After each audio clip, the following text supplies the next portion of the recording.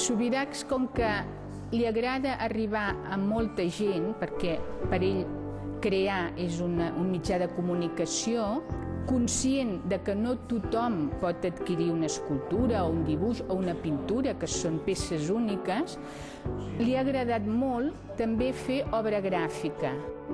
Ha anat creant com un alfabet simbòlic que el singularitza i que a més és molt reconeixible, i en el qual hi ha aquesta fusió d'arquitectura, escultura, dibuix. Per tant, a les seves escultures veiem aquests recursos dels perfils correguts que formen motllures, els murs, les piràmides. Paral·lelament, clar, a fer aquests més de 100 escultures que formen part de la façana de la Passió, molts dels temes de la façana de la Passió també els ha fet, els ha plasmat o amb dibuix o amb litografia.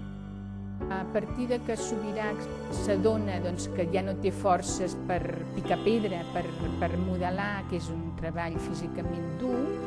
com que ell té necessitat de seguir expressant-se i de seguir comunicant-se amb el seu públic, doncs es refugia en els últims temps a la pintura. I el que fa és simplement un canvi de tècnica, perquè els temes